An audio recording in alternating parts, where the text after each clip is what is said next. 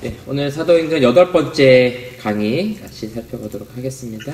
오늘 17장 8절에서 19장 12절까지 나가는 것을 목표로, 오늘은 지도가 좀 여러 개 있기 때문에 오늘 성경은 좀 많이 나가진 못하지만 지도를 보면서 어떤 여정을 통해 이 선교 여행을 진행하는가 하는 걸 좀 자세히 살펴보도록 하겠습니다.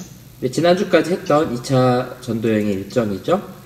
먼저 바울과 신라가 다소 지방으로 가죠. 그래서 루스드라에서 디모데라는 제자를 합류하게 됩니다. 할례를 주고 유대인 사역에 동참하게 만들죠.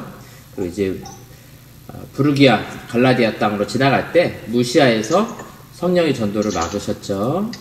그래서 드로아로 가게 됩니다. 그래서 마게도인의 환상을 보게 되고, 여기서 아마 누가가 합류하는 걸 우리가 볼 수 있어요. 환상을 따라서 마게도냐 땅으로, 그래서 빌립보로 가게 되죠. 루디아를 만나고 세례를 받고 그 다음에 감옥에 갇히는 장면. 데살로니가로 갑니다. 그래서 유대인들의 방해가 있었죠. 그리고 베레아로 가죠. 베레아에서도 마찬가지로 유대인의 방해가 있어서 바울만 아덴으로 오게 되죠. 디모데하고 신라는 데살로니가 남아있어요. 이 내용을 기억해 주세요. 그래야만 나중에 데살로니가서 읽을 때, 또 다른 성경 읽을 때 이 말이 무슨 말이구나 하는 걸 이해하실 수가 있어요. 이런 배경을 이해하지 못하면 그냥 서신서 읽다 보면 데살로니가 교회에게 신라와 디모데를 남겨놓고 이런 얘기 할 때 그 무슨 말인가 전혀 이해가 안 갈 수 있거든요. 그러니까 이런 과정을 이해하셔야 됩니다. 지금 데살로니가하고 베레아, 마게도냐에는 신라하고 디모데가 남아있다 하는 거. 자, 이제 아덴에 와서 우상이 가득하고 논쟁하는 장면까지 우리가 살펴봤습니다. 자, 에피쿠로스와 스토아 철학자들과 쟁론하는 장면, 우리 지난주에 같이 살펴봤죠? 기억을 돌이켜보면 에피쿠로스에서 말하는 신은 한가한 신, 세상을 만들어 놓고 관여하지 않는 신. 그 다음에 스토아 철학자들이 말하는 신은 인격적인 신이 아니라 범신론, 모든 만물에 신이 깃들여져 있다, 이렇게 말하는 사람들이죠. 그러니까 신이 이 땅에 오는 게 의미가 없어요, 이 사람들 입장에서는. 그리고 또 다른 이 그리스 로마 신화에 젖어 있는 사람들은 얼마든지 신들이 이 땅에 올 수도 있고, 또 그 신들의 인격이라는 것이 그 신화 이야기 보시면 알겠지만 인간만도 못하거든요. 그런 신들의 인격이. 그러니까 뭐냐면은 신들을 섬기는 것도 있지만 어떤 면에서 이거 우리 인본주의의 토대가 되는데, 인간이 사실은 가장 위대하고 훌륭하다고 갈 수밖에 없는 내용들도 사실 그 안에 담겨져 있어요. 자, 이런 사람들 앞에서 예수님의 죽음과 부활, 성육신부터 했겠죠? 이 땅에 인간의 몸을 입고 오셔서 죽으시고 또 부활하시고 다시 오실 것을 이야기했겠죠. 복음에 대해서. 그렇게 말할 때 말쟁이가 무슨 말을 하고자 하느냐, 말장이라는 표현을 쓰거든요. 말하는 사람이라는 뜻인데, 이게 단어를 잘 들여다보면 썩은 고기를 먹는 동물이란 뜻도 포함되어 있어요. 그러니까 비웃음의 표현인 거죠. 그래서 여기저기 흩어져 있는 음식 찌꺼기와 쓰레기를 모으는 사람. 그러니까 이 말쟁이란 표현 속에 담겨져 있는 어떤 비웃듯한 그런 논조를 우리가 이해하시면 될 것 같습니다. 자, 이제 이방 신들을 전하는 사람인가 보다 이렇게 말하잖아요. 왜냐하면 예수와 부활을 전하니까. 이방 신을 소개하는 게 이때 사실 조심스러운 건데, 이제 국가의 공식 허가를 받아야 되는 겁니다. 우리 생각에는 이런 걸 다 허가를 받아야 되나 이렇게 생각할 수 있지만, 우리도 조선시대 때까지만 해도 천주교가 들어온다던가 아니면 우리 개신교, 야소교라고 불렀죠. 이렇게 들어올 때는 굉장히 검열이 심했다고요. 왜냐하면은 제사도 안 지내고 이런 내용들이 들어있으니까 이거는 우리 문화와 풍속을 해치는 것이다, 이렇게 이해할 수 있거든요. 소크라테스의 제목도 그거였죠. 그래서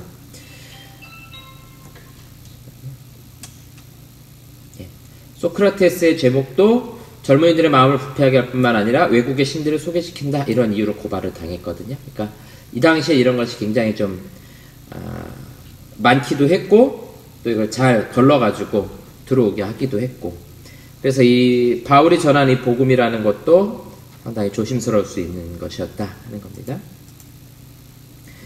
자, 바울이 아레오바고 가운데 서서, 이제 여기는 높은 광장 위에 해당이 되는 겁니다. 아덴 사람들아 너희를 보니 범사에 종교심이 많도다. 그렇죠?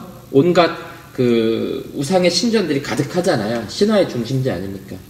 내가 두루다니며 너희가 위하는 것들을 보다가 알지 못하는 신에게라고 새긴 단도 보았으니, 그러니까 여러 신들을 섬기는데 알지 못하는 신까지 있을 정도로 아주 그냥 수많은 신들을 섬기는 종교심이 아주 가득한, 우리는 놀랍지도 않죠. 우리나라도 그렇고 일본도 그렇고 이 동양 쪽에서는 약간 범신론에 가까운, 그래서 우리는 그 과거에는 이렇게 동네 마을 입구에만 들어가도 그렇게 정승들 막 이렇게 상이 나무들이 새겨져 있고 또 성황당 같은 것도 있고 자연도 다 신으로서 우리가 숭배했잖아요. 그리고 단군신화 자체가 벌써 곰과 호랑이가 뭐 마늘 먹는 쑥 먹는 이야기로부터 시작하잖아요. 그러니까 이 자연뿐만 아니라 이런 짐승들 하나하나까지도 사실은 우리 어떤 숭배의 대상이 됩니다. 물론 여기에 좀 이제 비판도 있어요. 우리나라가 단군신화 정말 곰에게서 시작됐으면 우리나라가 곰을 숭배해야 되는데 곰을 숭배하진 않아요. 그렇죠? 또 곰은 약간 그 우리식 표현하면 좋은 표현은 아니죠. 저 곰 같은 인간 그러면은 그 뭐 이렇게 존경하는 표현은 아니잖아요. 그래서 뭐 그런 아주 약간 논쟁도 있기도 한데 어쨌든 우리 동양 쪽은 그런 풍속이 상당히 많다라는 거. 그래서 뭐 어색하지도 않죠, 이런 것들이. 자, 너희가 알지 못하고 위하는 그것이다. 알지 못하고 위하는 그것을 내가 너희에게 알게 하리니. 그래서 이 아덴 사람들의 그 종교심에 대해서 내가 참된 종교가 무엇인지 알려주겠다. 예.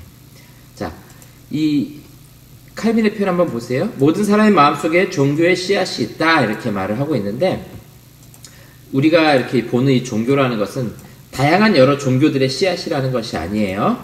예. 이 중세 유럽 사람들의 마음속에 종교라는 것은 하나님에 대한 신앙 한 가지를 말하는 거예요. 그래서 종교라고 말할 때는 하나님에 대한 어떤 믿음 이런 것들을 이야기하는 겁니다. 그러니까 모든 사람의 마음속에 우리가 믿는 유일하신 그 하나님에 대한 그 믿음과 신앙에 대한 씨앗이 담겨져 있다는 것이죠. 그게 이제 어떤 식으로 반응하느냐는 좀 다르긴 하지만 이것 때문에 다른 신을 섬기게 된다는 거예요. 이것 때문에 자연을 숭배하게 되고 이것 때문에 짐승을 숭배하게 되고 이렇게 간다는 것이죠. 자, 바울이 계속해서 말합니다. 우주와 이 표현들을 잘 보세요. 우주와 그 다음에 그 가운데 만물을 지으신 하나님께서는 천지의 주제시니, 예. 자, 세상 만물을 누가 지었다고 말하는 것이냐면 하나님께서 우주와 모든 만물을 다 하나님께서 지으신 분이시다. 유일하신 하나님에 대해서 이야기하고 있죠. 손으로 지은 전에 계시지 아니하시고, 자, 여기서부터 볼까요? 만물을 지으신 하나님이 신전 안에 계시지 않는다. 왜냐면은 유대인들은 어땠어요? 스데반이 설교할 때 성전 안에 하나님 계신다고 생각했죠. 그 다음에 이 아덴에 있는 사람들은 뭐냐면 손으로 지은 전, 거기에 있는 뭐 제우스의 신전도 있고 뭐 무슨 신전도 있고 수많은 신전들이 있잖아요. 하나님은 거기 계신 하나님이 아니시라는 거죠. 스데반이 그 설교했을 때 유대인들이 막 화가 나서 스데반을 돌로 쳐서 죽였잖아요. 근데 마찬가지로 이 표현은 뭐냐면 신전을 거부한다? 이거 스토아 학파의 유물론을 거부한다는 거예요. 하나님이 계시다라는 것, 또 인격체로서 존재하고 계시다 이런 표현 있죠. 그렇죠?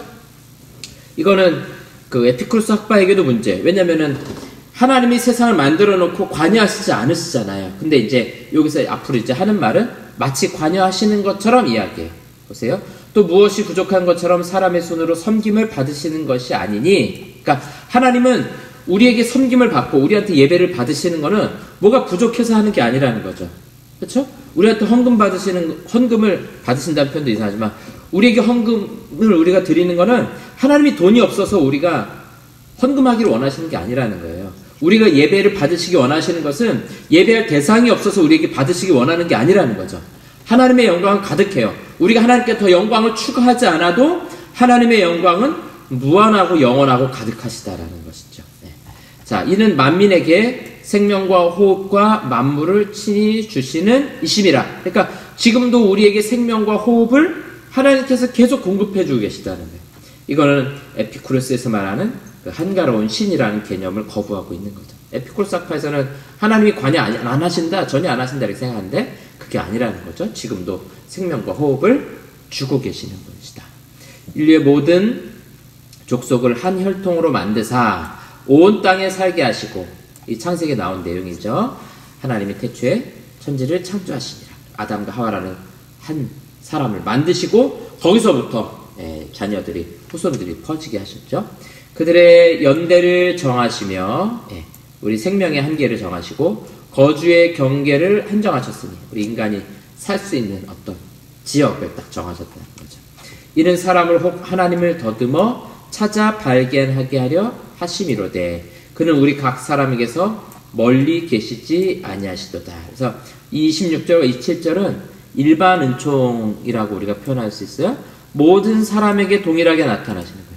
모든 사람이 동일하게 땅에 살고 모든 사람이 동일하게 연대가 정해져 있어요. 뭐 기독교인이라고 해서 200년, 300년 사는 거 아니죠? 똑같아요. 거주의 경계도 마찬가지죠. 우리 육체의 한계, 우리가 발을 디디고 살아가는 땅의 한계, 이런 것들이 있다는 거죠. 그 다음에 사람으로 혹 하나님을 더듬어 찾아 발견하게 하려 하심이로되, 이제 이게 일반 은총에 대한 표현이죠. 자연을 통해서 더듬어 하나님을 발견할 수 있도록. 그래서 이거 어떻게 생각하시면 되냐면, 믿지 않는 사람들이 하나님을 어떻게 알 수 있는가? 여러분 왜 그런 게임 있죠? 큰 검은 상자에다가 이렇게 표현할게요.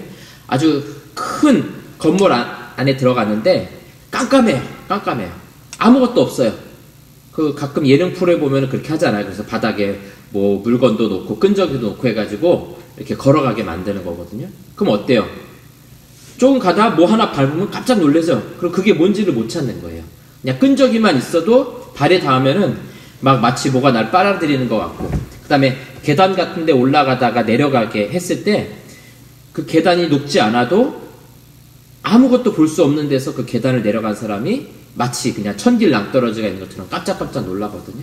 그러니까 믿지 않는 사람들은 하나님을 발견하는 게 그런 느낌인 거예요. 아주 어두운 데서 볼 수 없는.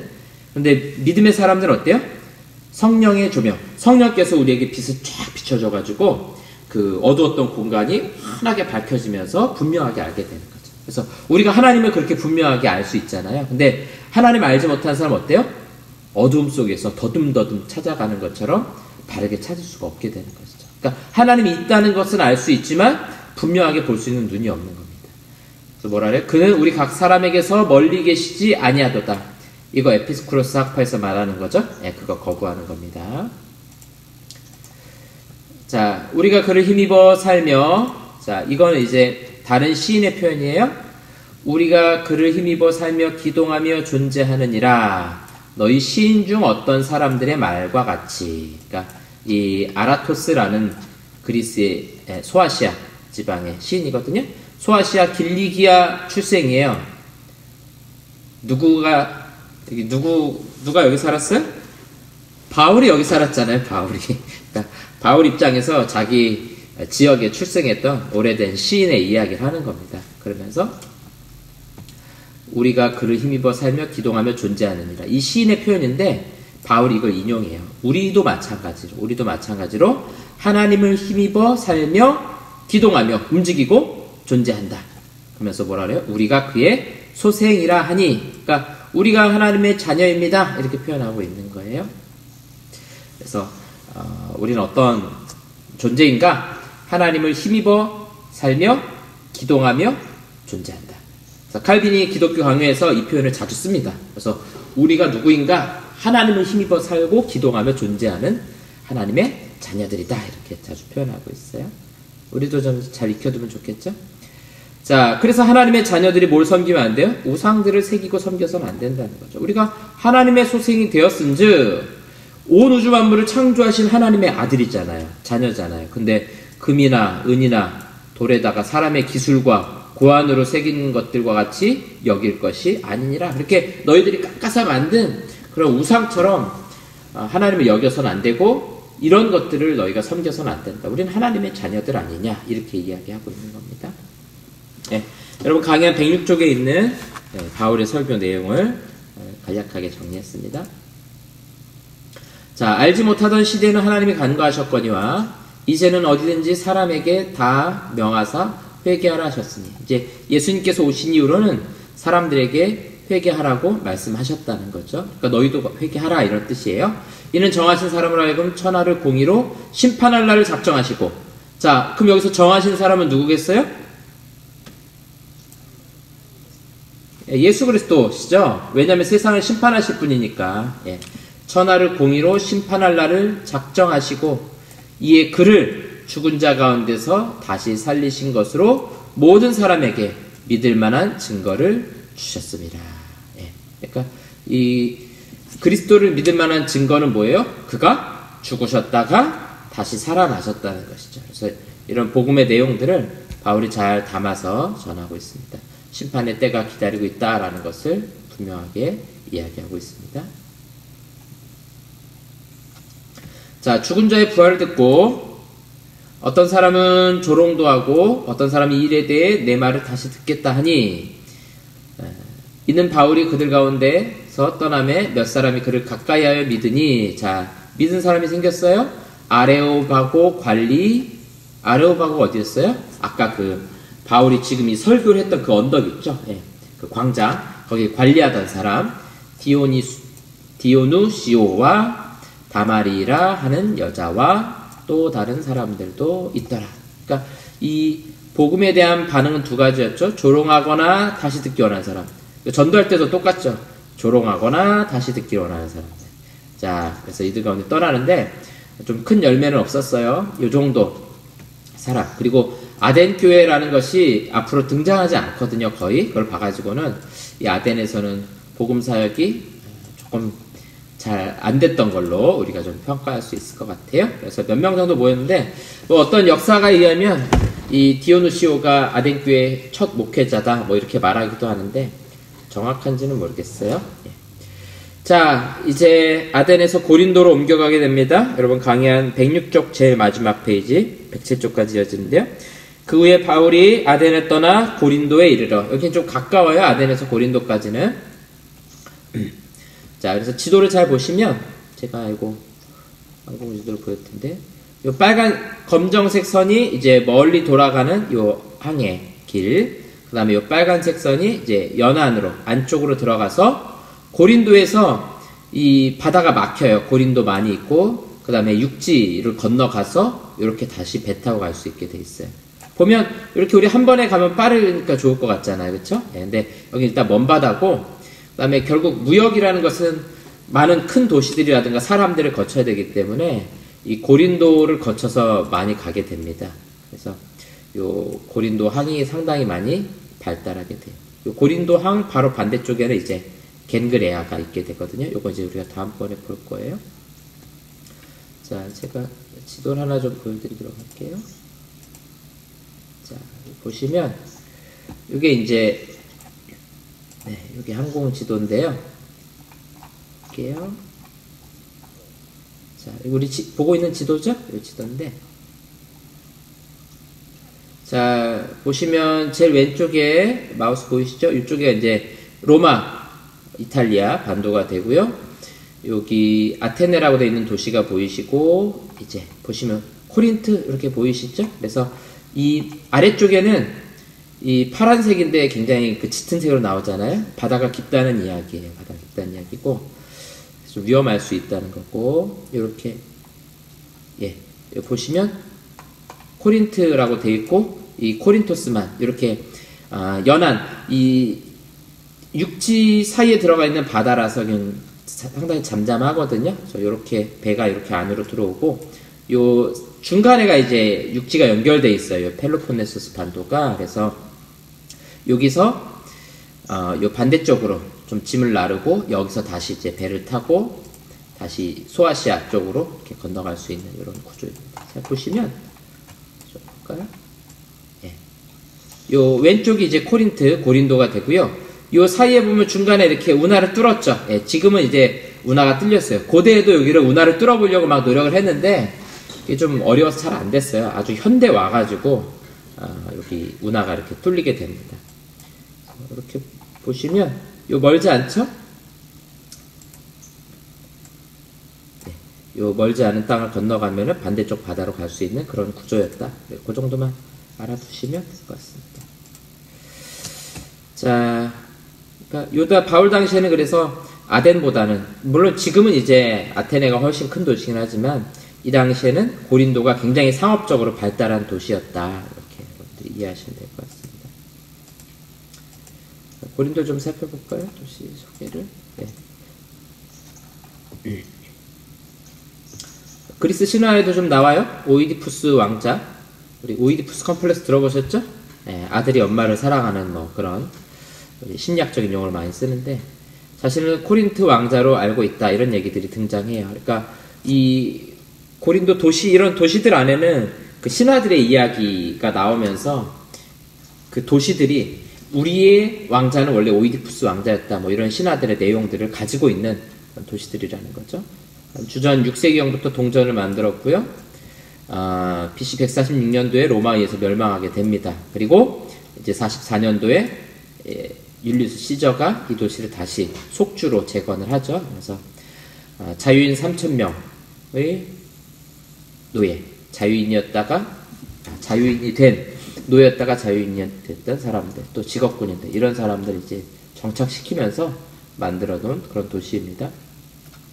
이제 운하는 이제 19세기 정도 돼가지고 뚫렸고요. 네, 크진 않아요. 그래서 이제 지금은 여러분들 그 강의한 107쪽에 보시면 이 무역선 잘 못 들어가고요. 여기 주로 이제 그 관광용 배들, 그런 배들이 좀 많이 다닙니다. 이제 우리가 잘 아는 그 건축 양식 좀 제가 소개시켜 놨는데요. 보시면 도리아 양식, 이오니아 양식, 코린트 양식이 있는데, 제일 오른쪽에 있는 게 코린트 양식이에요. 그래서 이제 그 신전 같은 데 보면은 이렇게 윗부분이 모양이 돼 있잖아요. 그래서 매끈하지 않고 이렇게 여러 가지 이렇게 꼬아 놓은 이런 형태, 이런 게 이제 코린트 양식이다. 미국의 은행이나 법원 이런 건물에서 많이 쓰죠. 예. 미국이 역사가 없어가지고 요즘식으로 만들면 운치가 없잖아요. 그래서 역사가 있는 것처럼 만들려고 저런 방식을 사용해가지고 많이 건물을 만듭니다. 자, 요런 배경 간단하게 이해하시고요. 자, 고린도에 도착했습니다. 고린도에 왔더니 아굴라라 하는 본도에서 난 유대인을 만나게 됩니다. 자, 아굴라, 브리스길라, 이 사람들은 원래 유대인이라는 거예요. 근데 어디서 자랐다고요? 본도라는 거는 그 갑바도기아 위쪽이에요. 예, 갈라디아에서 제일 북쪽으로 올라가서 터키 지방이죠. 이 사람들을 만났는데요. 글라우디오 황제죠. 지난번에 그 흉년 들었던 그때 황제. 유대인을 명하여 로마에서 떠나라 하는 거로. 그러니까 로마에 있는 유대인들 추방령을 내린 거예요. 다 떠나가라 하는 거죠. 그래서 이달리아, 이 로마 본토죠. 로마 본토에서 고린도로 온 사람들이 아마 이 사람들의 생업이 천막을 만드는 것이었대요. 그러니까 우리가 이제 좀 상상을 해볼 수 있겠죠. 이 바울이 누가와 함께 이제 고린도에 들어갔단 말이에요. 근데 이제 복음을 전해야 되는데, 복음 전하려면 결국 회당에서 해야 되잖아요. 근데 지금 일행들도 없고 아마 이제 선교비 같은 것도 없고 하니까 먹고 살아야 될 거 아니에요. 그래서 어떻게 하냐면 이제 유대인들 공동체를 잘 알잖아요. 그리고 회당의 역할이 뭐예요? 숙박을 도와주거나 아니면 일자리 알선도 해주고 또 같은 유대인들 만나게 해주잖아요. 그러면서 이제 자연스럽게 만났을 거라고요. 그리고 생업이 같았대요. 생업. 그러니까 원래 바울이 했던 일은 예수 믿는 사람 핍박하는 게 본업이 아니라고 말씀드렸어요. 천막을 만드는 일이 자기 본업이고, 바리세파라는 건 자기가 헌신된 직분이라고 제가 말씀드렸죠. 일종의 직분 같은 거. 그래서 그 일을 하면서 바리새인으로 헌신한 사람인 거죠. 그래서 이 사람하고 함께 살았대. 함께 살면서 같이 천막 만드는 일을 했습니다. 자, 안식일마다 바울이 회당에서 강론하고 유대인과 헬라인을 권면하니라. 실라와 디모데가 마게도냐로부터 내려오매. 자, 이제 이 표현이 이해가 가시죠? 아까 우리 원래 데살로니가와 베레아에 남겨뒀다 그랬죠? 그리고 아덴으로 혼자 왔는데 기다리다가 고린도로 이동했고, 이제 실라와 디모데가 마게도냐, 데살로니가에서부터 고린도로 바울과 합류를 하게 되는 겁니다. 바울이 하나님 말씀에 붙잡혀 유대인들에게 예수는 그리스도라 밝히 증언하니. 예. 자, 이 글라우디오 칙령을 좀 보면요, 2개 칙령을 발표한다 그래요. 그래서 41년도에 유대인들에게 조상들의 삶은 유지하되 모임 금지. 자, 그 다음에 49년도에 유대인들을 로마에서 추방. 그래서 옛날 기록에 보면 크레투스 때문에 이런 표현이 있어요. 이게 이제 라틴어인데 이게 뭘까? 뭐 그리스도하고 비슷하죠? 크리스찬하고 비슷하잖아요. 그래서 아마도 이게 예수님을 믿는 사람들 아니었을까? 그러니까 이 당시에 로마에 살고 있던 기독교인들, 아마 그런 사람들하고 관련된 것 아닐까 생각할 수 있어요. 그러니까 뭐 정확하진 않지만 어쨌든 유대인과 관련해서, 왜냐면 이 초기에는 기독교인하고 유대인하고 구분하지 못해요. 왜냐면 나사렛 예수가 유대인이기 때문에 뭐 자기들 분파 아닌가 이렇게 생각하는데, 나중에는 이제 이걸 두 개를 이제 구분하기 시작합니다. 어쨌든 이 기독교인들 아니면 유대인들하고 관련 있는 그런 어떤 소동들 때문에 추방한 것으로 볼 수 있어요. 그래서 이때가 한 50년경 정도 되는 것 같아요. 바울이 그들에게 가매, 이거 우리 앞에서 봤었죠? 자, 천막 만드는 사람. 그래서 우리 이런 상업적인 분위기, 이 아굴라 브리스길라 이 부부가 이제 고린도로 이동하게 되잖아요, 로마에서. 그랬을 때 왜 자기 고향으로 안 갔을까 이렇게 생각해 보면, 어쨌든 로마에 와서 살았다는 거는 거기서 어떤 자기 직업을 가지고 일을 하면서 돈을 벌면서 생계를 유지했다는 거잖아요. 그러니까 아무래도 장사가 잘 될 수 있을 만한 데 가겠죠. 우리 루디아도 마찬가지로 자색 옷감 장사였잖아요. 근데 빌립보에서 사업을 하잖아요. 왜냐면 그걸 살 수 있을 만한 사람들이 많은 곳, 여기도 마찬가지로 고린도에서 같이 일을 하게 됩니다. 그래서 아마도 새로 생겨난 교회가 아굴라 부부의 집에서 시작했을 가능성이 있죠. 그 이후로는 좀 달라졌겠지만 어쨌든 초반에는 이 아굴라 집에서 시작했을 가능성이 높아요. 이 부부는 그래서 이제 그 다음 해에 바울이 고린도 떠날 때쯤에 함께 에베소로 동행하게 됩니다. 그래서 이제 로마 교회에다가 바울이 이 두 사람에 대해서 소개하죠. 너희는 그리스도 예수 안에서 나의 동역자들인 브리스가와 아굴라에게 문안하라. 그들은 내 목숨을 위하여 자기들의 목까지도 내놓았나니 나뿐 아니라 이방인의 모든 교회도 그들에게 감사합니다. 그러니까 이 브리스길라와 아굴라가 얼마나 훌륭한 사람인가. 바울을 위해서 자기 목까지도, 자기 목숨까지도 내놓을 수 있을 만한 그런 헌신된 사람이었다 하는 거죠. 이거는 바울 개인 한 사람을 사랑하거나 섬기는 마음이 아니라 하나님께서 세우신 사도이기 때문에 그리스도를 대신하여 그렇게 섬겼다라는 것이죠. 그래서 나중에 바울이 이제 브리스길라와 아굴라를 로마 교회로 먼저 보냅니다. 자기보다. 원래 거기 살았잖아요. 그래서 보내고 나중에 바울이 나도 로마로 가겠다 이렇게 편지를 쓰는 게 로마서가 되는 겁니다. 뒤에서 살펴볼 거예요. 자, 바울과 실라와 디모데가 이제 마게도냐에서 도착했습니다. 자, 그러면서 이제 이런 얘기하죠. 내가 너희를 섬기기 위하여 다른 여러 교회의 비용을 받은 것은 탈취한 것이라. 또 내가 너희와 함께 있을 때 비용이 부족하였으되, 보세요. 너희와 함께 있을 때 비용이 부족하였을 때, 고린도에서 사역할 때 돈이 없었다는 거예요. 아무에게도 누를 끼치지 아니하였으면 마게도냐에서 온 형제들이 나의 부족한 것을 보충하였습니다. 무슨 말이냐면 실라와 디모데가 마게도냐로부터 왔어요. 근데 바울은 고린도에 있을 때 사역을 하는데 돈이 없었다고요. 그래서 어떻게 해요? 자기 생업, 천막을 만들어서 팔았다고요. 근데 실라와 디모데가 마게도냐로부터 왔는데 그때 뭘 가지고 오냐면 데살로니가 교회로부터, 혹은 빌립보 교회도 포함될 수 있어요, 후원금을 가지고 와서, 선교비를 가지고 와서 바울에게 전달하고 같이 사역했다는 거죠. 그러면서 고린도에서는 이 후원금을 받지 못해요. 헌금을 받지 못해요. 그 말은 뭐냐면 고린도 교회가 이 사역에 대한 지원금, 헌금을 할 만큼 성숙하지 못했다는 거죠. 내가 모든 일에 너희에게 폐를 끼치지 않기 위하여 스스로 조심하였고 또 조심하리라. 그러니까 고린도 교회가 이런 미숙함들이 있는 거예요. 아마 컸을 것이고 은사도 많았을 것이라고요. 또 제일 부자인 동네잖아요. 돈이 많은 동네예요.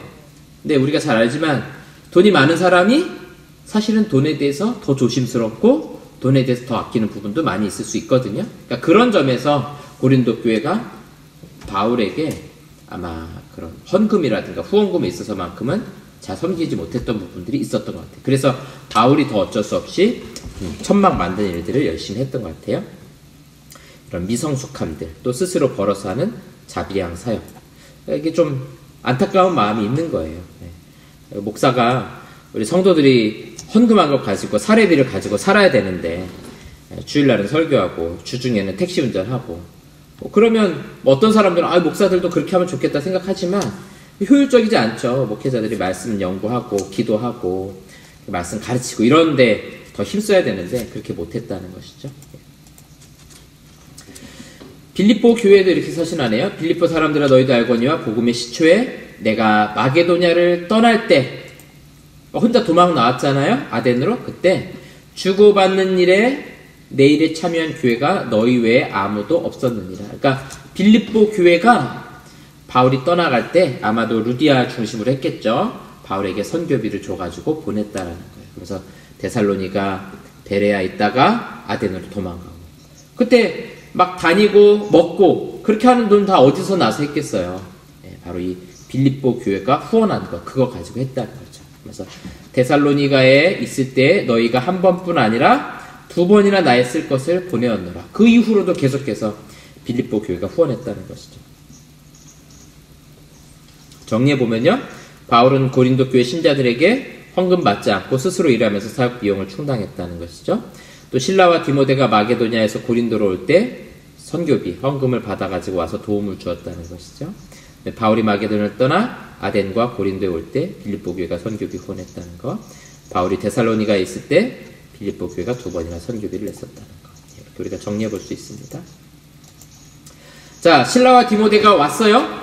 데살로니가에서 자 우리 좀 기억을 돌이켜 보면 바울이 데살로니가에서 복음 전할 때 3주밖에 못했죠. 야손이 막 잡혀가잖아요. 그래서 베레아로 밤에 도망가잖아요. 베레아에서 또 회방이 있어가지고 밤에 혼자 바울만 도망 나왔어요. 그러니까 데살로니가하고 베레아 둘 다 복음 사역이 아주 잘 됐는데 얼마 하지 못하고 왔다고요. 실라와 디모데가 남아서 계속해서 복음을 전하고 교회를 세워갔을 텐데 궁금했을 거 아니에요. 어떻게 됐나. 네. 와서 뭐라고 말해요? 마게도냐 주의 말씀이 너희에게로부터 마게도냐와 아가야에만 들릴 뿐 아니라 하나님을 향하는 너희의 믿음의 소문이 각처에 퍼졌으므로. 그러니까 와서 나중에 신라하고 디모데한테 들었더니 이 마게도냐 교회, 빌립보, 데살로니가, 또 베레아 이런 교회들의 믿음과 신앙의 소문이 막 각처에 퍼져나갔다는 것이죠. 자, 이러므로 우리가 참다 못하여 우리만 아덴에 머물기를 좋게 생각하고 우리 형제 곧 그리스도의 복음을 전하는 하나님의 일꾼인 디모데를 보내노니 이는 너희를 굳건하게 하고 너희 믿음에 대하여 위로함으로. 그러니까 디모데를 데살로니가에 보낸 이유가 뭐예요? 자기는 아덴으로 가고 너희를 굳건하게 하고 너희 믿음에 대하여 위로하려고 보냈다는 거죠. 지금은 디모데가 너희로부터 와서 너희 믿음과 사랑의 기쁜 소식을 우리에게 전하고. 그러니까 바울이 얼마나 신났겠어요. 데살로니가 교회 편지하면서 신라하고 디모데가 더 잘하는데 너희들 믿음이 엄청 성장했다고 그냥 좋은 소문이 나고 있다고 그런 이야기를 전하는 거죠. 그래서 바울이 지금 고린도에 있으면서 데살로니가 교회를 향해 보낸 편지가 바로 데살로니가 전후서가 되는 겁니다. 정리해보면 데살로니가 전후서는 2차 선교여행 중에 이제 고린도에 있으면서 신라하고 디모데가 온 다음에 거기에다가 보낸 편지입니다. 내용을 간략히 정리해볼까요? 네.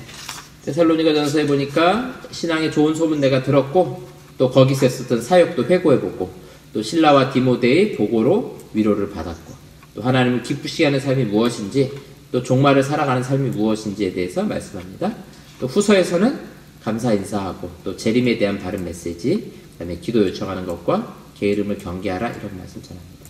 둘 다 재림과 종말에 대한 이야기를 하죠. 아마 여기에 관련되어서 조금 사람들이 잘 정리가 안 되고 다른 이야기하는 사람들이 있을 수 있어서 이런 상황은 디모데를 통해 보고를 받았겠죠. 그래서 바울이 이런 서신을 정리해서 보내게 됩니다. 자, 이제 고린도에서 복음을 전합니다.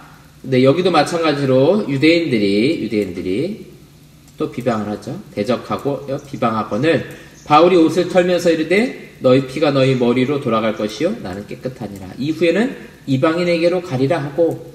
자, 이 얘기 많이 들었죠? 1차 선교여행 때도 한번 그랬잖아요. 거기서 13장에 보면 우리가 이방인에게로 향하노라. 두 사람이 그들을 향하여 발에 티끌을 떨어버리고 이고니온으로 갔거늘. 피시디아 안디옥에 있을 때 마찬가지로 이 유대인들이 해방하니까 먼지를 떨어버렸죠. 그때도 티끌을 떨어버리고 이동했던 것 기억나시죠? 거기서도 마찬가지로 이후에는 이방인으로 가리라 이렇게 말을 했었거든요. 자, 거기서 옮겨 하나님을 경외하는 디도 유스도라 하는 사람의 집에 들어가니, 그러니까 지금까지는 아마도 바울과 아굴라와 브리스길라 집에서 계속 사역하다가 집을 옮긴 것 같아요. 그러니까 여기가 이제 고린도 교회 새로운 모임의 장소가 됐겠죠. 디도 유스도라는 사람, 헬라인이었던 것 같아요. 그 집은 회당 옆이라, 회당 옆에 있는 집으로 옮겨갔어요. 또 회당장 그리스보가, 자, 이 사람은 이제 유대인이겠죠. 온 집안과 더불어 주를 믿으며 수많은 고린도 사람도 듣고 믿어 세례를 받더라. 그러니까 이제 고린도 사역의 본격적인 열매가 여기서부터 이제 나타나기 시작을 하게 되는 겁니다. 자, 이제 이 표현에 보면 수많은 고린도 사람들이 믿고 세례를 받았다 이렇게 말하는데, 이 회당장 그리스보는 바울이 세례 준 것 같아요. 그 외에 나머지 사람들은 바울 이외의 다른 사역자들, 그러니까 신라라든가 디모데 이런 사역자들 있죠. 누가 이런 사역자들이 세례를 주었던 것 같습니다. 어떻게 할 수 있냐면 고린도전서 1장에 보면 그런 이야기예요. 내가 그리스보와 가이오 외에는 너희 중 아무에게도 내가 세례를 베풀지 아니한 것을 감사하노니. 이 말을 왜 했냐면 고린도 교회가 막 나눠진 거야. 나는 뭐 바울에게 속했고, 나는 베드로에게 속했고, 아볼로에게 속했고, 그리스도에 속했고, 이런 막 분쟁이 있으니까 그거에 대해서 바울이 편지하면서 뭐라냐면 나는 그리스도하고 가이오한테만 세례 줬다. 다른 사람한테 내가 세례 주지 않았다. 이런 이야기를 하는 겁니다. 내가 또한 스데바나의 집 사람에게 세례를 베풀었고 그 외에 다른 누구에게 세례를 베풀었는지 알지 못하노라. 그러니까 고린도 교회 사역할 때 바울은 세례를 거의 주지 않았던 거예요. 다른 사역자들이 세례를 줬다는 겁니다. 자, 갈리오가 아가야 총독되었을 때, 잠깐만요.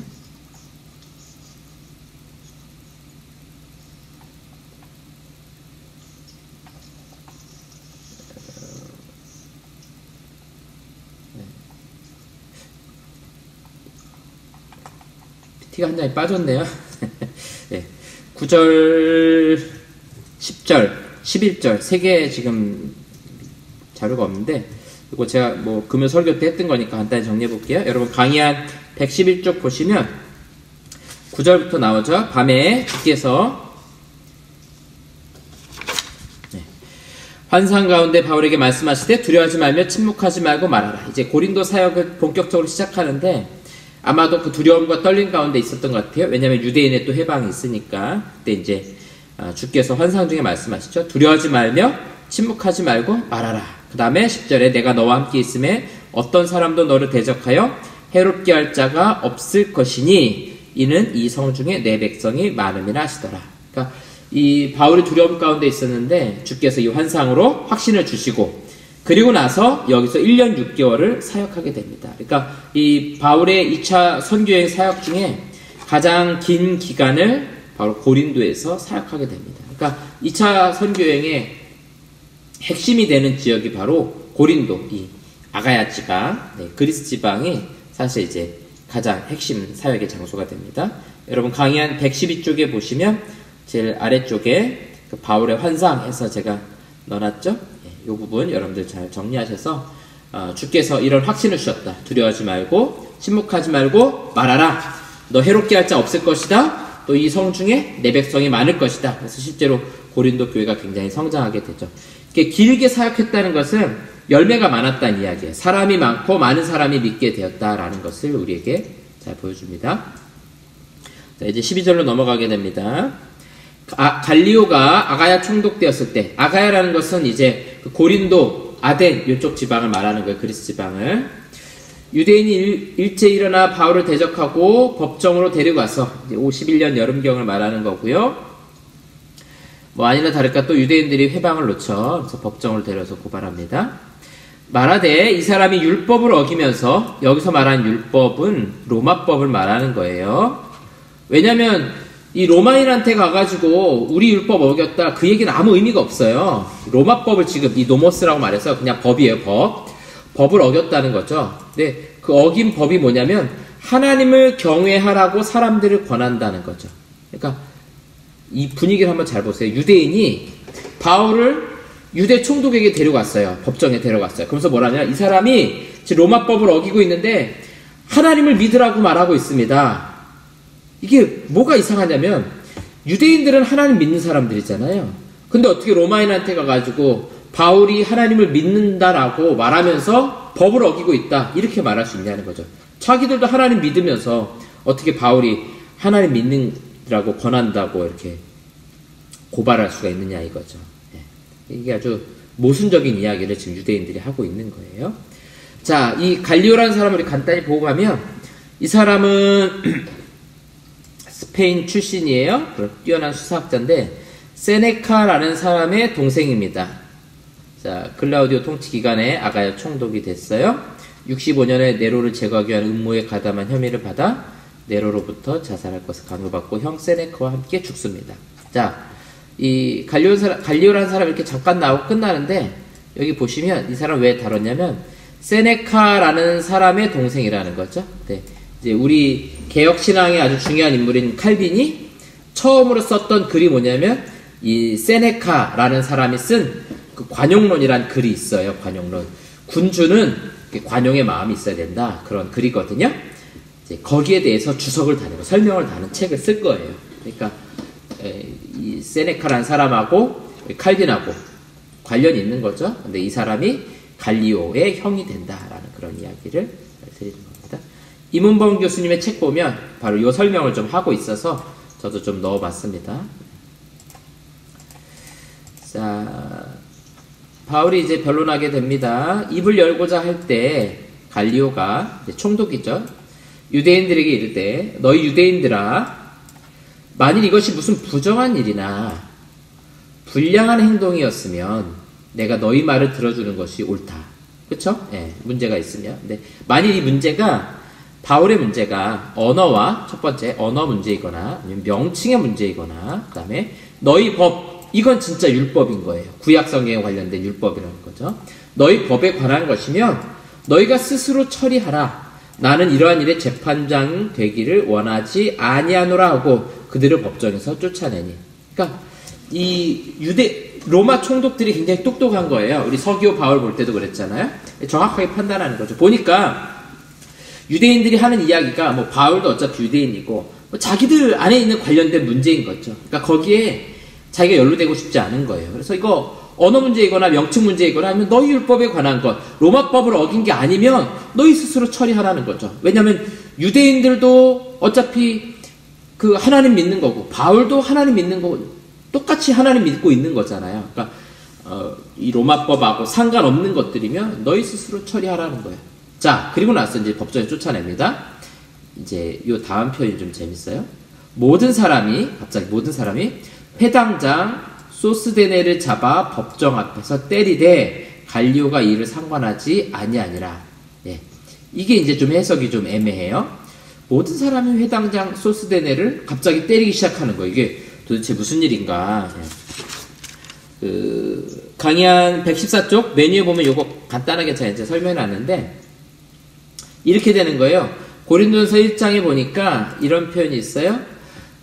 하나님의 뜻을 따라 그리스도 예수의 사도로 부르심을 받은 바울과 형제 소스데네는, 자, 소스데네 누구예요?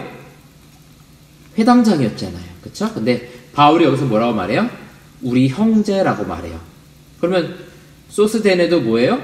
지금 같이 예수님을 믿고 있다라는 것을 해석할 수가 있죠. 그래서 이제 우리가 두 가지로 좀 해석해 볼 수 있어요. 소스데네가 회당장으로서 바울을 고발하는 일에 앞장섰는데 실패해서 사람들이 때렸다라고 볼 수도 있고요. 또 하나는 회당장이면서 그리스도인이 되었기 때문에 바울에 대한 적대감을 회당장에게 표현했다는 거죠. 회당장이면서 어떻게 바울에게 복음 전할 기회를 주고 거기에 동참했느냐, 거기에 화가 나가지고 같이 이제 회당장이었던 소스덴을 때렸을 수 있다 하는 겁니다. 두 번째가 가능성이 높아요. 고린도서 1장을 보면 아마도 이 회당장이었던 소스데네 역시 바울의 복음을 듣고 같이 믿으면서 이 고린도 교회를 형성하는데 아주 큰 도움을 주었을 그런 가능성이 높습니다.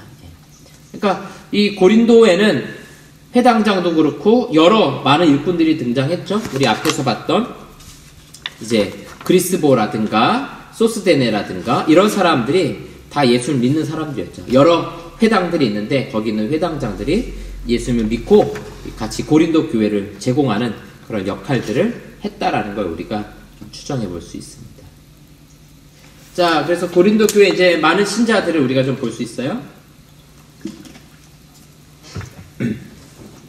회당장이었던 그리스보, 그 다음에 이제 고린도전서에 보면은 스데바나라는 사람이 나오는데 집을 가지고 있었던 것 같아요. 또 종들을 소유한 것으로 보이는 글로에, 상당히 부자라는 거죠. 또 재무관을 맡았던 에라스도, 이런 사람들. 또 고린도 교회 신자 중에 노예로 이름이 언급된 사람 아가이고, 그 다음에 부드나도, 구아도, 이런 사람들이 이제 노예라는 거죠. 그러니까 부자인 사람도 있고 직무를 맡고 있는 사람도 있고 회당장도 있고 그 다음에 노예도 있고 그 다음에 더디오라는 사람, 아골라와 브리스길라, 그 다음에 베베는 이제 겐그리아 일꾼이죠. 이런 식으로 이 고린도 교회 안에 다양한 신자들이 있었다라는 것을 우리가 알 수 있어요. 그러니까 사도행전만 봐가지고 잘 안 나왔죠. 서신들을 보면서 아, 고린도 교회 이런 많은 신자들이 있었구나 하는 거 우리가 알 수 있습니다. 자, 이제 조금 더 지도를 보겠습니다. 바울이 더 여러 날 머물다가, 자, 고린도에서 1년 6개월 정도 사역하면서 더 여러 날 머물렀다고 말하고 있어요. 형제들과 작별하고 배 타고 수리아로 떠나갈세. 자, 지도를 잘 보세요. 지금 이 고린도에 있는데 배를 타고 어디로 가고 싶은 거예요? 이렇게 수리아, 안디옥으로 가려고 했던 거예요. 아시겠죠? 네. 자, 그렇게 하려고 생각을 했습니다. 그래서 어디로 가냐면 겐그레아라고 고린도 그 반대쪽에 있는 항구 도시로 가는 거예요. 여기서 브리스길라와 아굴라도 함께 하더라. 그러니까 이 수리아로 가려고 하는데 브리스길라, 아굴라를 같이 사역자로 데리고 가는 거예요. 그러니까 지금 원래 있던 사역자가 누구였어요? 바울과 실라가 출발했죠. 그 다음에 디모데 합류했죠. 누가가 합류했죠. 그 다음에 고린도에서 브리스길라하고 아굴라가 합류했죠. 이 선교 여행 팀이 지금 상당히 많아진 거예요. 바울이 일찍이 서원이 있었으므로 겐그레아에서 머리를 깎았더라. 자, 이 고린도에서 사역하다 겐그레아에서 이제 머리를 깎게 됩니다. 이제 수리아로 가야 되는데 머리를 깎는 장면이 등장해요. 요거만 먼저 살펴볼게요. 자, 겐그레아라는 도시입니다. 고린도에서 한 11km 정도 떨어진 도시예요. 주민은 많지 않은 그런 작은 항구 도시였습니다. 이제 정반대 바다를 향해 나아갈 수 있는 그런 도시였습니다. 잘 보시면, 자, 요 반대쪽에 해산물 요리 전문식당 이렇게 나와 있네. 요쪽, 요 바닷가 쪽 도시가 바로 겐그레아에 해당되는 도시입니다. 아, 잠깐만요. 네, 여러분들 안 보이시죠? 자, 보이시죠? 보면 여기 요 왼쪽 상단이 고린도가 되는 거고요. 오른쪽이 이제 겐그레아가 있었던 항구에 해당이 되는 겁니다. 이렇게 와서 반대쪽으로 와서 이제 배 타고 수리아 안디옥 처음 전도를 시작했던 데로 이제 가려고 준비를 하고 있는 겁니다. 자, 멀지 않으니까 여기도 교회가 세워졌어요. 그래서 로마서 16장 1절에 보면 겐그레아 교회 일꾼으로 있는 우리 자매 베베를 너희에게 추천하니, 여자 성도였거든요. 근데 겐그레아 교회 일꾼이래요. 그러니까 고린도하고 멀지 않기 때문에 이 당시에 겐그레아에도 교회가 세워졌고 이런 일꾼들이 있었다 하는 거죠. 그래서 이제 바울이 머리를 깎아요. 왜 머리를 깎는지 정확히 이야기하진 않아요. 근데 이게 나시린의 서원 방식이죠. 그렇죠? 나시린으로 서원을 하면 어때요? 머리를 자르지 않고 계속해서 기른다고요. 그래서 그 기간이 끝나면 자르게 되겠죠. 그래서 왜 이런 서원을 했을까 정확히 알 수는 없어요. 근데 보통 하나님의 특별한 약속과 섭리를 간구할 때 이런 나시린의 서원을 하게 됩니다. 이게 서원을 시작할 때였는지 끝날 때였는지는 정확하게 모르겠어요.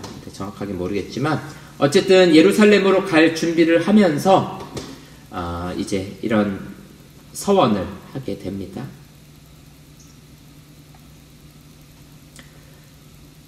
네. 19절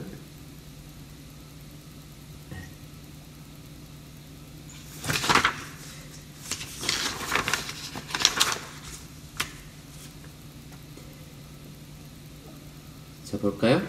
에베소에 와서, 자, 이제 겐그리아에서 배를 타고 이동을 하게 됩니다. 그러면서 어디로 가냐면, 에베소라는 도시로 이동을 하게 됩니다. 볼까요? 예, 이렇게 배를 타고 에베소로 가게 되죠. 그러면서 그들을 거기 머물게 하고, 이 그들이라는 것은, 이제 우리 앞에서부터 보면은, 브리스길라와 아굴라죠. 예, 요 일행 중에서 바울, 디모데, 신라, 바울, 신라, 디모데, 누가?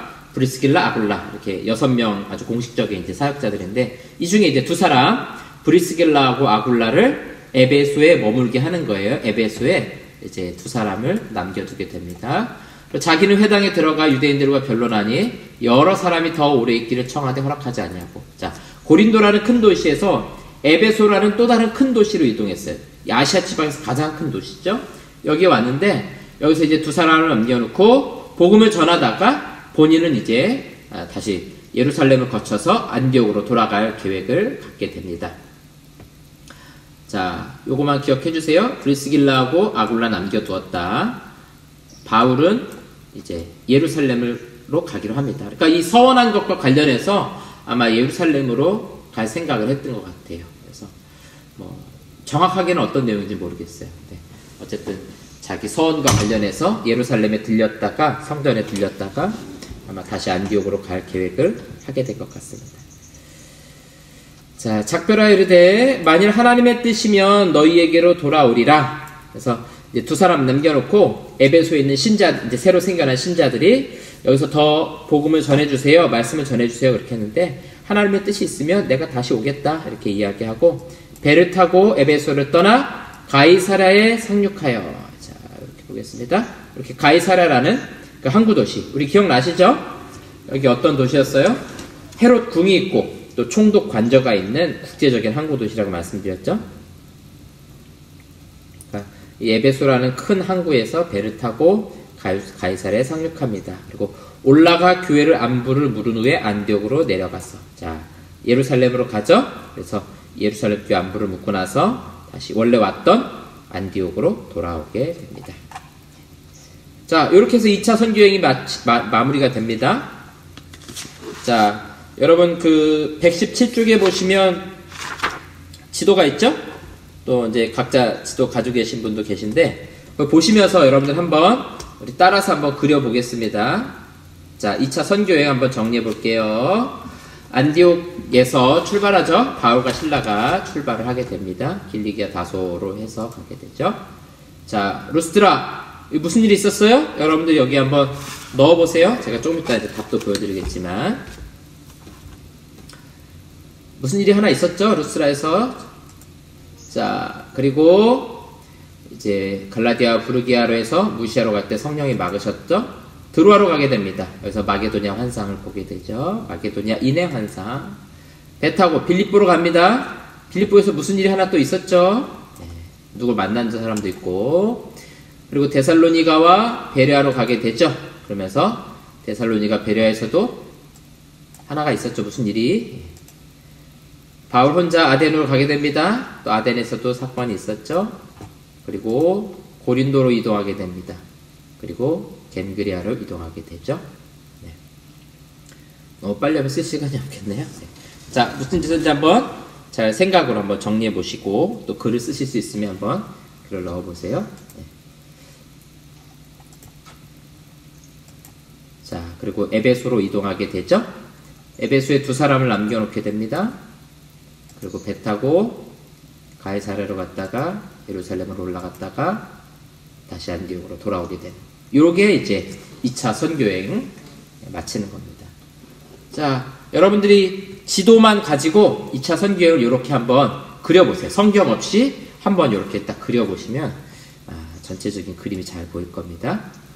자, 답을 보시면 루스드라에서는 디모데라는 제자를 만나서 합류하게 되죠.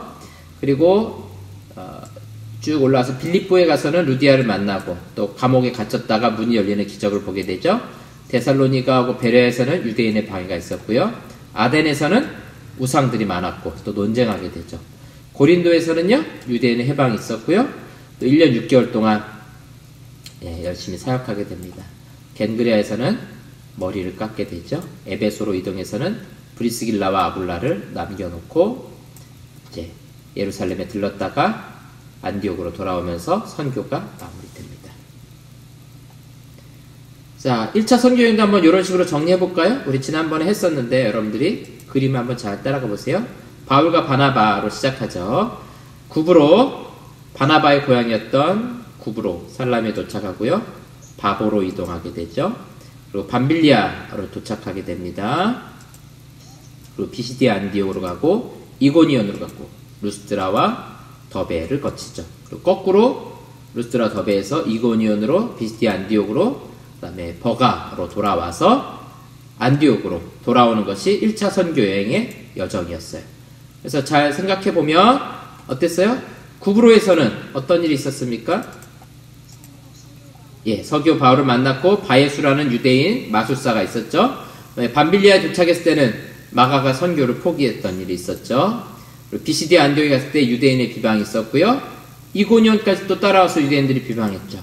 그리고 루스드라에 왔을 때는 돌에 맞게 되죠. 이제 여기서 바나바와 바울을 향해서 제우스다, 헤르메스다 이런 이야기를 했었죠. 그리고 나서 이제 돌에 맞게 되죠. 다시 일어나서 더베와 루스드라에서 사역을 마무리하고 왔던 길을 돌아오게 됩니다. 그리고 다시 아탈리아로 와서 배 타고 안디옥으로 오게 됩니다. 자, 이 두 가지가 1차 선교여행하고 2차 선교여행 우리가 다 살펴봤습니다. 여러분들이 빈 지도를 가지고 성경을 안 보고 1차 선교여행의 그 도시들 한번 쭉 연결해 보세요. 또 2차 선교여행도 도시들을 쭉 연결해 보시면 나중에는 성경 없이도 이제 선교여행을 어떻게 다녔는지를 쭉 정리해 보실 수 있을 겁니다. 자, 이제 3차 선교여행을 시작하도록 하겠습니다. 이제 공식적인 선교여행으로는 마지막 선교여행이에요. 강의 한 118쪽을 여러분 보시면 되겠습니다.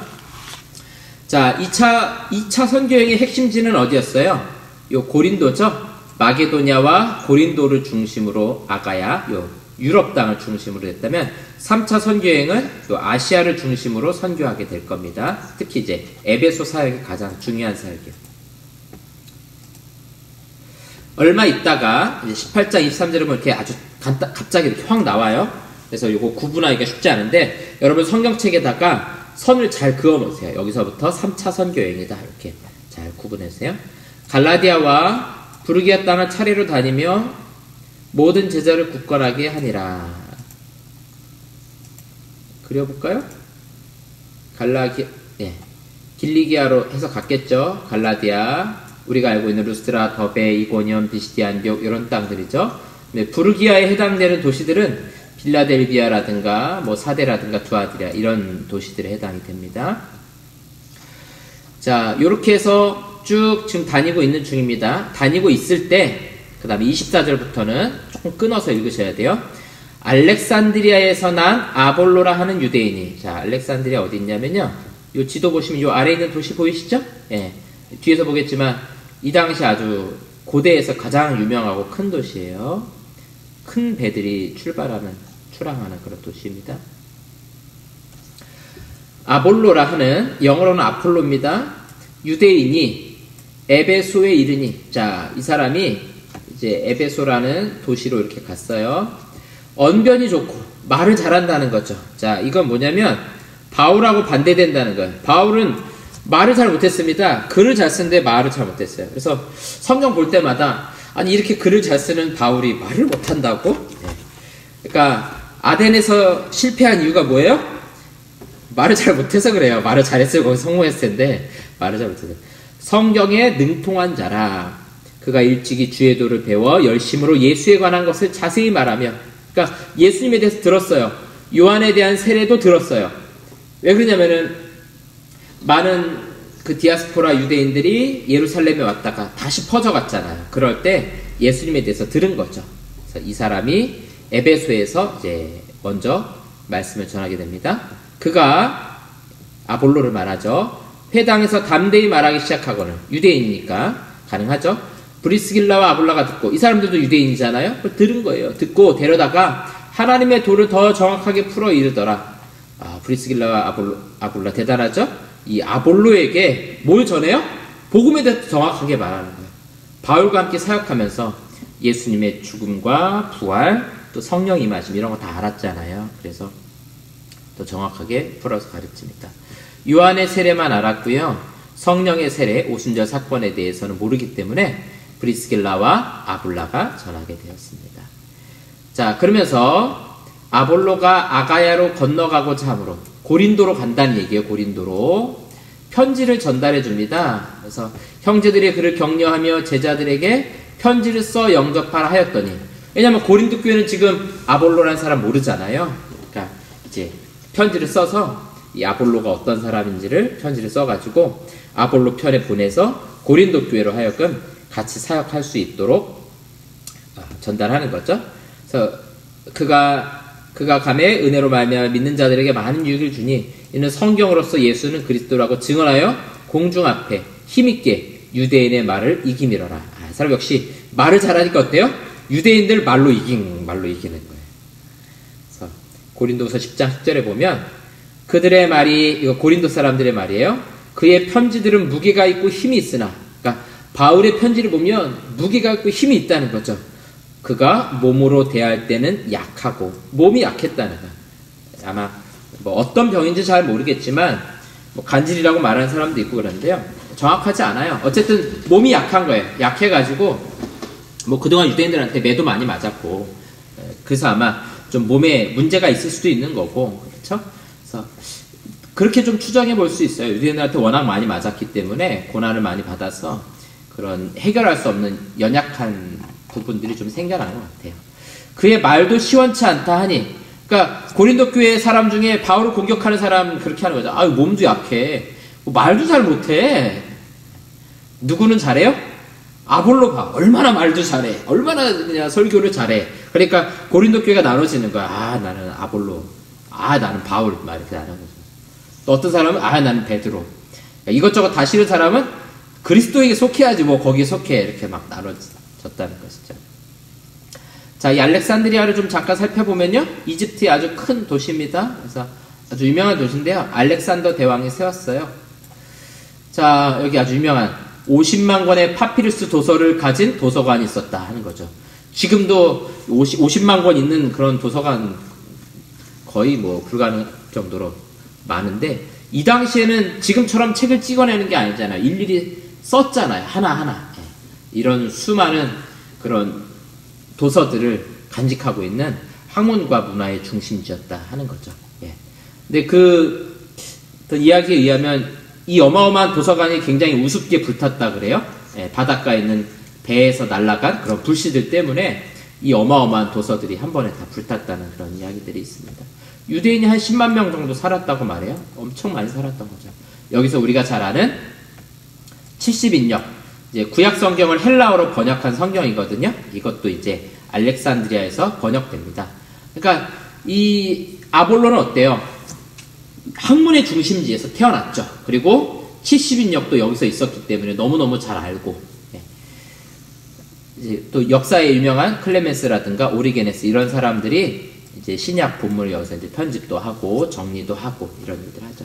나중에 바울이 로마로 갈 때 이 알렉산드리아에서 출항한 배를 타고 가게 됩니다. 보시면 이제 요 배가 보통 그런 식으로 왔던 거예요. 요 알렉산드리아에서 이렇게 가이사랴로 왔다가 두로로 갔다가 이렇게 유럽 쪽으로 이렇게 출발하는 배들이 있고요. 여기서 바로 로마로 가는 그런 배들도 있었고요. 그런 식으로 아주 국제 항구도시, 아주 유명한 국제 항구도시입니다. 자, 볼까요? 아볼로가 고린도 있을 때, 그러니까 이제 아볼로가 어디로 갔어요? 고린도로 갔어요. 가고 난 다음에 바울이 윗지방으로 다녀. 이제 여기 윗지방이라는 표현은 뭐냐면은 높은 고산지대를 말해요. 그 뭐냐면 요 아시아에 있는 요 부르기아와 갈라디아 이런 데 있는 요 높은 산지들, 여기가 이제 터키 이 내륙 쪽이 굉장히 좀 산이 높거든요. 좀 볼까요? 자, 보시면 여기 요 코니아라고 되어 있는 요 도시가 제가 말씀드린 이고니온 이런 도시라고 말씀드렸죠. 요렇게 갈색으로 되어 있는 지역들이 다 산지이고 높아요. 높은 데고 이제 이쪽 바닷가 쪽으로 왔을 때 이쪽이 이제 에베소에 해당되는 도시입니다. 그래서 윗지방으로 갔다는 것은 그런 산지들이 있는 그런 도시들을 다녔다라는 이야기예요. 에베소에 와서 우리 2차 선교행 마무리할 때 그랬죠? 하나님의 뜻이면 내가 다시 오겠다 이렇게 이야기했잖아요. 그래서 요 에베소에 도착한 겁니다. 어떤 제자들을 만나 이르되 너희가 믿을 때 성령을 받았느냐 이렇게 묻죠. 아니다. 이르되 아니라 우리는 성령이 계심을 듣지도 못하였노라. 그러니까 이 아볼로에게 배운 사람들은 아직 성령의 은사, 성령의 임하심을 경험하지 못했죠. 이 아볼로에게 배운 제자들이 있었다는 거예요. 바울이 이르되 그러면 너희가 무슨 세례를 받았느냐 대답하되 요한의 세례니라. 아직 그 성령이 임하지 않은 그런 제자들이 있었다라는 것이죠. 바울이 이르되 요한이 회개의 세례를 베풀며 백성에게 말하되 내 뒤에 오시는 이를 믿으라 하였으니 이는 곧 예수라 하거늘 그들이 듣고 주 예수의 이름으로 세례를 받으니 바울이 그들에게 안수함에 성령이 그들에게도 임하심으로 방언도 하고 예언도 하니 모두 12사람쯤 되더라. 그래서 이제 그 예수님의 이름을 전하고 세례를 받을 때 성령이 임하게 됩니다. 그러니까 아볼로가 전한 것하고 바울이 전한 건 사실 큰 차이가 있죠. 그게 이제 사도이냐 아니냐 이런 큰 차이가 있는 거겠죠. 바울이 회당에 들어가 석 달 동안 담대히 하나님의 나라를 관하여 강론하며 권면하되 이제 3달 동안 회당에서 열심히 말씀을 전하는 겁니다. 어떤 사람들은 마음이 굳어 순종하지 않고 무리 앞에서 이 도를 비방하거든. 그러니까 유대인 중에는 바울이 복음을 전할 때 안 듣는 거예요. 안 듣고 비방하고 공격하는 사람들이 있었다는 거죠. 근데 바울이 여기서 이제 전략을 바꿉니다. 바울이 그들을 떠나 제자들을 따로 세우고 두란노 서원에서 날마다 강론하니라. 그러니까 회당에서는 따로 제자들을 세운 거예요. 우리 가능한 사람 있잖아요. 디모데 할례 행했잖아요. 유대인 사역 가능해요. 브리스길라 아굴라 다 유대인들이었어요. 가능하다고요. 바울은 그래서 어디로 가요? 두란노 서원이라는 곳에서 강론하게 됩니다. 그러니까 여기서 유대인 사역은 따로 담당자들을 세우고 바울은 이제 헬라인들, 아시아에 사는 사람들, 이방인들 중심으로 여기서는 말씀을 전하게 됩니다. 자, 에베소를 좀 살펴볼게요. 선교행 가라 그러면 사실은 이 에베소가 제일 한번 가보고 싶은 곳이에요. 여긴 제가 자주 항공 지도로 좀 보기도 하는 곳인데 여러분 강의 123쪽에 있습니다. 자, 에베소는 BC 133년에 로마가 소아시아 속주를 세운 후에 이제 자유도시 자격을 부여하게 됩니다. 또 이제 BC 30년경에 에베소에 총독도 파견하고요. 새로운 청사가 지어진 소아시아에서 가장 큰 항구 도시고요. 정치적 위상도 굉장히 높았습니다. 1세기에는 약 20만 명의 주민이 살았어요. 굉장히 많이 사는 거죠. 네, 20만 명. 지금 20만 명하고는 달라요. 이 당시 20만 명은 굉장히 많이. 예루살렘 인구가 6만 5천 명이라고 말씀드렸죠. 그러니까 예루살렘보다 몇 배 큽니까? 3배는 큰 도시입니다. 이 에베소의 극장은 2만 4천 명 정도가 수용할 수 있는, 이제 우리 좀 이따 볼 겁니다. 그리고 이제 관객도 사회적 신분, 인맥, 조합에 따라 자리 배정을 받았어요. 자, 극장이 있다는 건 뭐예요? 연극을 했다는 거잖아요. 예, 굉장히 그 문화적으로 발달해 있다는 거예요. 문화가 발달했다는 거는 잘 사는 도시라는 거예요. 잘 먹고 잘 사는 도시라는 거예요. 인구도 많고. 자, 그 다음에 이 아데미 숭배가 대표적인 종교였습니다. 출산과 관련된 여신이에요. 뒤에서 살펴볼게요. 이 신전이 도시 중심에서 한 10km 정도 떨어져 있고요. 아테네에 있는 파르테논 신전보다 4배가 컸습니다. 어마어마하게 컸죠.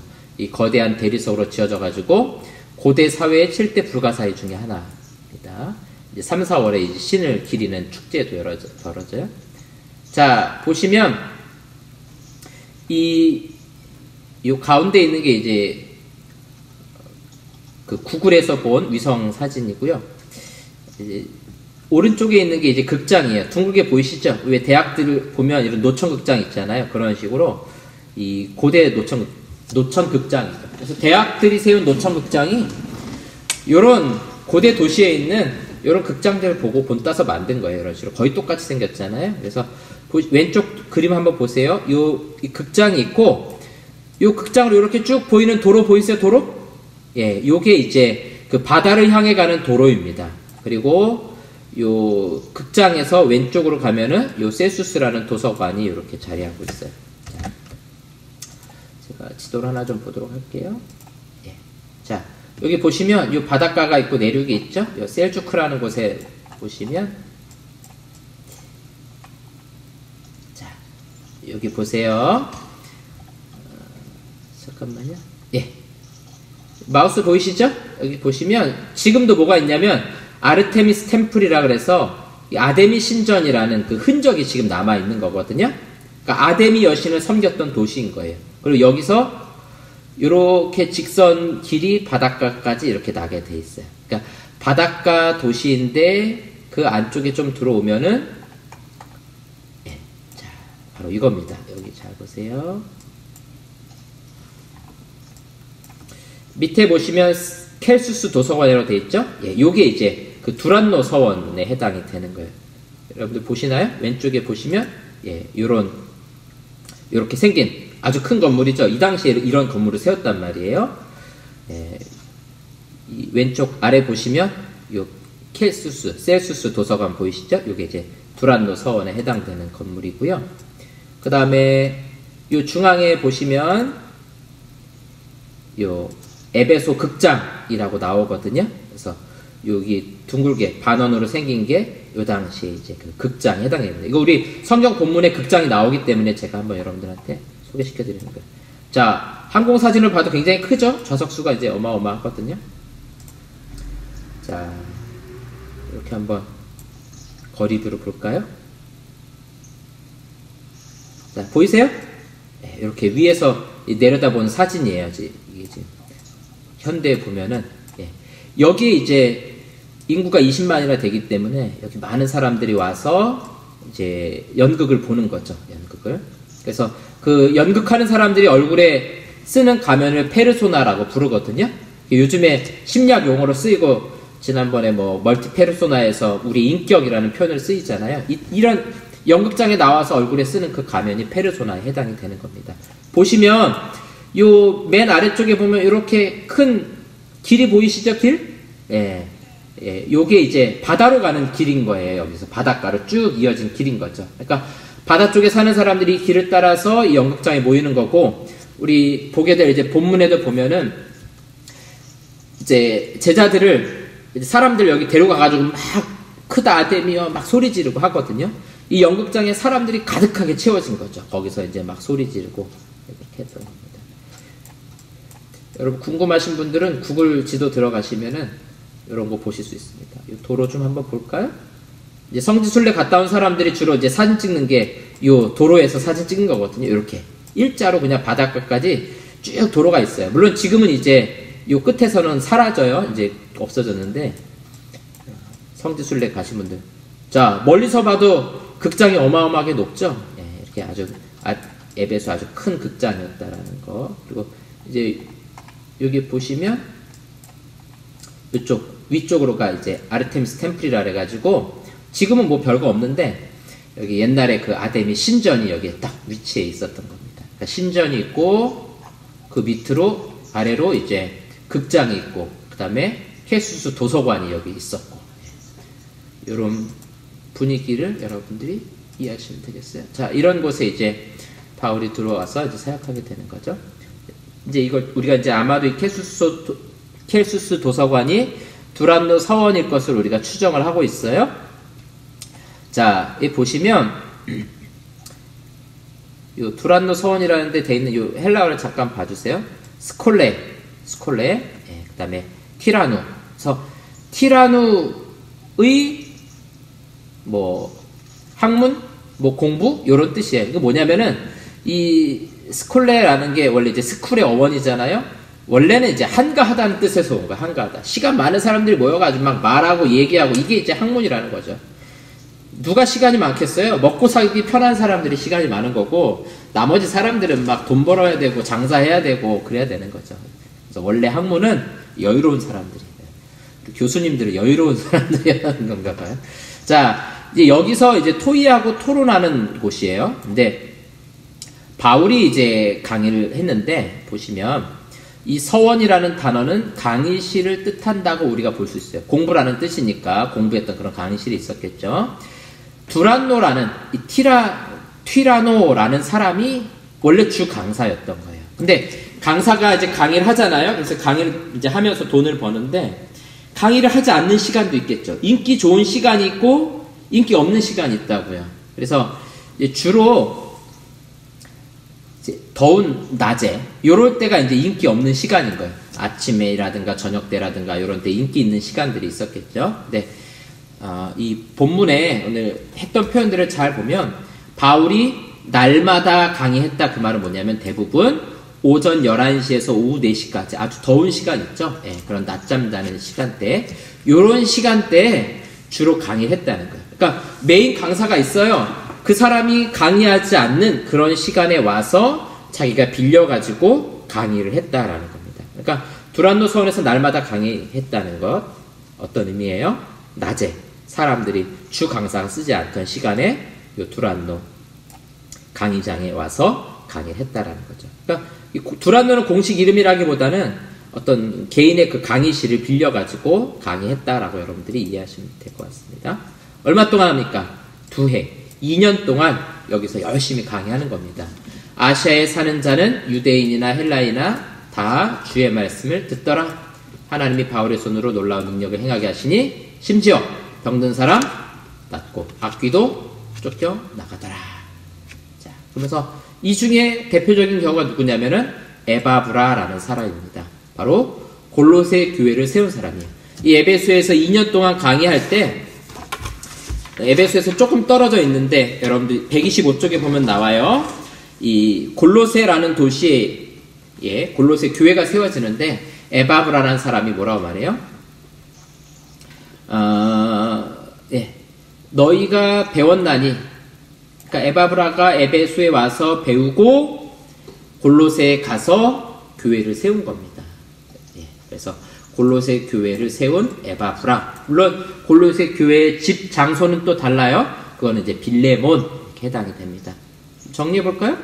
요 골로새라는 도시가 있고 그 옆에 라오디게아라는 도시가 있어요. 그 위로는 히에라볼리라는 도시가 있어요. 이 히에라볼리는 파무칼레라는 데로 유명해요. 그 석회석이 있는 125쪽 제일 아래 보면은 그 파무칼레라가 나오죠. 터키 여행 아주 그 인기 좋은 상품 중에 또 하나인데 이게 바로 이제 골로새 교회가 있었던 새 도시, 여기가 이제 같이 교회들이 세워졌는데 골로새서를 쓸 때 이렇게 말하죠. 이 편지를 너희가 읽은 후에 라오디게아인의 교회에서도 읽게 하고 또 라오디게아로부터 오는 편지를 너희도 읽으라. 그러니까 바울이 서신을 2개 쓴 거예요. 골로새 교회에다가 편지 하나를 써서 너희 읽고 라오디게아로 보내라.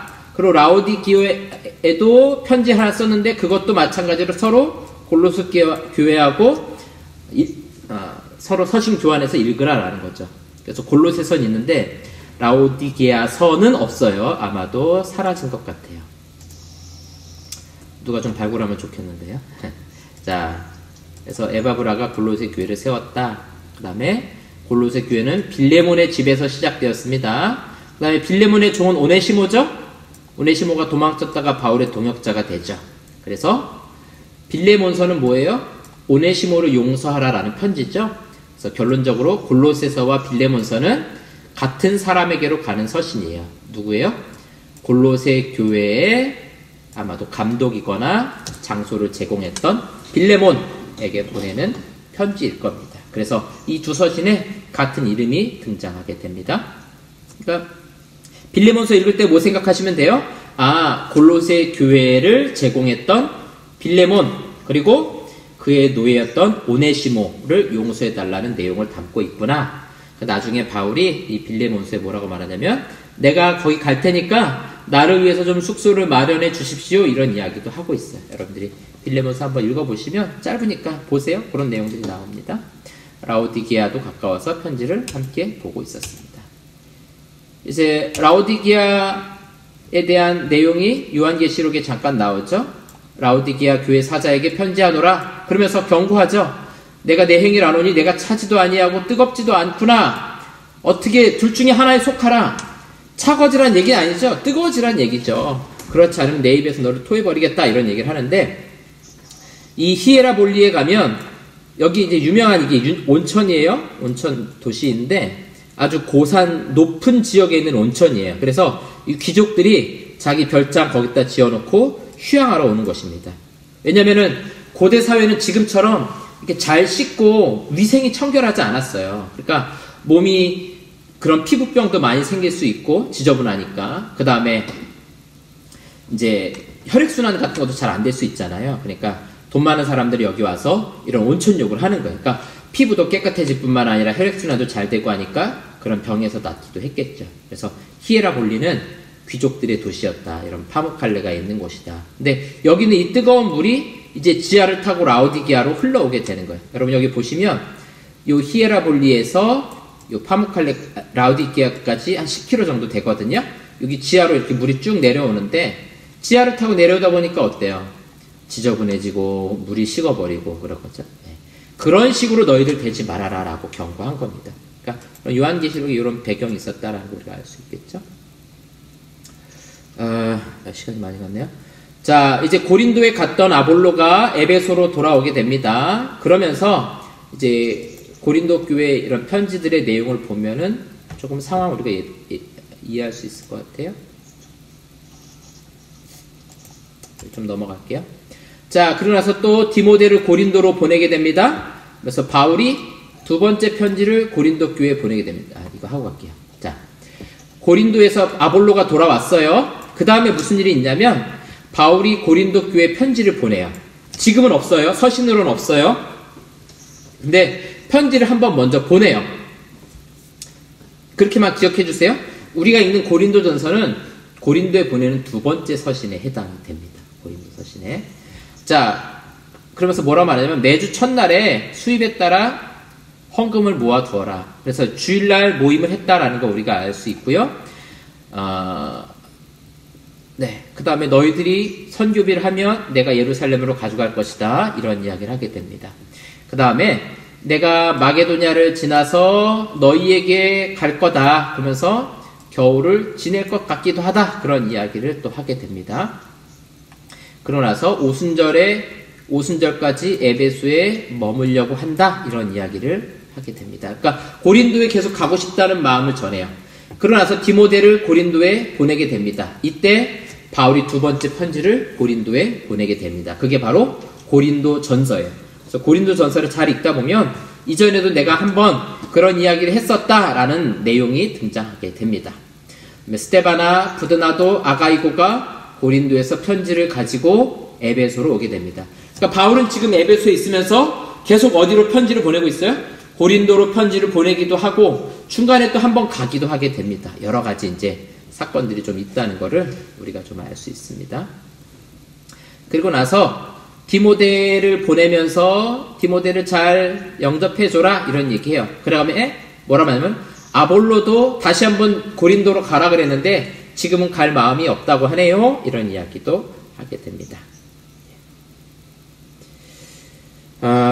여기서부터 다음 주에 하겠습니다. 내용이 좀 복잡해서 보니까 지금 마지막에 한 내용들을 여러분들 굉장히 지금 정신없게 지금 생각하실 것 같은데 이 부분부터는 우리 다음 주에 하도록 하겠습니다. 자, 오늘 내용 3차 선교여행만 좀 정리해 보도록 하겠습니다. 아볼로라는 사람이 에베소에 들렸다 고린도로 갔어요. 바울이 지금 선교여행 거쳤던 부르기아라든가 갈라디아를 거쳐서 에베소에 도착했습니다. 그래서 에베소에 도착해서 이제 고린도 교회와 또 서신도 교환하고 있는 그런 상황까지 우리가 살펴봤습니다. 우리가 앞에서 봤던 것처럼 에베소는 굉장히 큰 도시였다라는 거, 그 다음에 아데미라는 여신을 섬기고 있는 도시였다는 거. 이제 아데미 여신 다음 주에 우리가 한 번 더 살펴보도록 하겠습니다. 자, 오늘 우리 여기까지 해서 바울의 3차 선교행의 핵심지인 에베소까지 도착한 내용 우리 이렇게 살펴봤고요. 이제 다음 주부터는 여러분들 그 강의안 보시면 128쪽 좀 복잡하지만 연대순으로 정리한 내용에서부터 3차 선교행을 마무리하는 장면까지 좀 살펴보려고 해요. 그래서 예루살렘에 도착하는 장면까지 좀 같이 살펴보도록 하겠습니다. 다음 주에 오실 때는 144쪽까지 여러분들이 한번 읽어보고 오시면 아마 내용이 잘 정리될 수 있을 것 같습니다. 네. 자, 제가 기도하고 오늘 강의 내용 마치도록 하겠습니다.